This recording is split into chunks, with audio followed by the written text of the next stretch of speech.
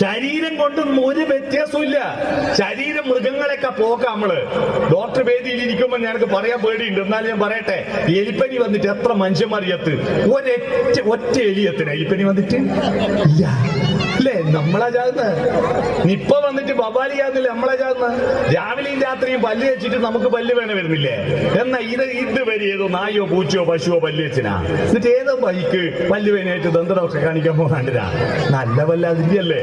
പശു പ്രസവിച്ച പശുക്കുട്ടി അരമണിക്കൂർ കൊണ്ട് എണീറ്റോടും. വേറെ ഇൻക്യുബേറ്ററും വേണ്ട, ഒരു കുന്തവും വേണ്ട, അതങ്ങ് എണീറ്റോടും. നമ്മളെ കുട്ടിയോ 6 മാസം കഴിയൂലേ കുമ്പിടാൻ?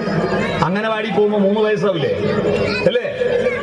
നമ്മളെ കുട്ടി പശു 3ാമത്തെ വയസ്സിൽ പ്രസവിച്ചിട്ട് ഒരു അമ്മയാ അല്ലേ? പശുവിന് തിന്നാൻ കൊടുക്കുന്ന ഭക്ഷണം എന്താ? നല്ല എന്തോ കൊടുക്കലുണ്ടാ? പശുവിനെ കറന്ന പാലുണ്ട്, പാൽപ്പായസം വെച്ചിട്ട് ഒരു ഗ്ലാസ് പാൽപ്പായസം ആരും പശുവിന് കൊടുക്കുക? അതിന്റെ പാലല്ലേ, ഒരു ഗ്ലാസ് അതിന് നിൽക്കട്ടെ, കൊടുക്കും കേട്ടാ. കുറച്ച് ബാക്കി വന്നിട്ടുണ്ട്, പിറ്റേന്ന് ഉച്ചവരെ ചൂടാക്കി ഒപ്പിക്കും. തീരെ പുളിച്ചു പോയെങ്കിൽ പശുവിന് കൊടുക്കും. കറി നാറിയ പശുവിന്, വെള്ളരിക്ക കെട്ടാ പശുവിന്, ചോറ് പുളിച്ചാ പശുവിന്. ഇതെല്ലാം തിന്നിട്ട് പശു പുറത്തേക്ക് തരുന്ന ചാണകമായിരുന്നു പണ്ട്. സിമെന്റ് വരുന്നതിന് മുമ്പ് നമ്മളെല്ലാം വീടിന്റെ അകം വൃത്തിയാക്കി ചാണകം മെഴുകിയിട്ടാ. ജാതി മതഭേദം എല്ലാരും ചാണകം ഉപയോഗിച്ചിട്ടാ വൃത്തിയാക്കി. കൊടുക്കുന്നെല്ലാം വൃത്തിയിട്ട, പുറത്തേക്ക് തരുന്ന വൃത്തിയാക്കുന്നു. നമ്മള് തിന്നുന്നെല്ലാം വളരെ നീറ്റില്ലല്ലേ? കഴുകാണ്ട് ബേക്കാണ്ട് എന്നൊക്കെ തിന്നലുണ്ടാ? എന്നിട്ട് പുറത്ത് വരുന്ന തളിക്കാൻ പറ്റിയെന്നൊക്കെ ഉണ്ടാ? ഇല്ല. അതുകൊണ്ട് നിങ്ങൾ നിങ്ങളുടെ മക്കളുടെ ശരീരത്തെ പോറ്റാനല്ല, ശരീരത്തെ പോറ്റണം എങ്ങനെ? ഇഷ്ടംപോലെ തിന്നാൻ കൊടുത്തിട്ടല്ല, എന്ത് തിന്നാൻ കൊടുക്കണം, എന്ത് തിന്നാൻ കൊടുക്കരുത് എന്നറിയണം. ഒരുപാട് തിന്നാം. ഞങ്ങളെയൊക്കെ ബാല്യത്തില് മര്യാദക്ക് തിന്നാൻ കിട്ടായിട്ടല്ലേ ഇപ്പൊ ബുദ്ധിയൊക്കെ വേണ്ടായിട്ടാ. ഞങ്ങളെല്ലാം ചെറുപ്പത്തില് അപ്പുറത്തെ വീട്ടിലോ ബന്ധു വീട്ടിലോ ചോദിച്ചാൽ ഉച്ചക്കെന്താ കറി? ചക്കക്കുരു വെള്ളരിക്കും പോലെ. രാത്രിയോ വെള്ളരിക്കും ചക്കക്കുരു പോലെ. ഒരേ കറിയായിരിക്കും ഉച്ചക്കും രാത്രി. മനസ്സിലാവാതിരിക്കാൻ തിരിച്ചും മറിച്ചും പറയും. ഇന്നെന്താ കറി? ഇന്ന് പൊരിച്ചയില്ലാത്ത ചോറുണ്ടോ?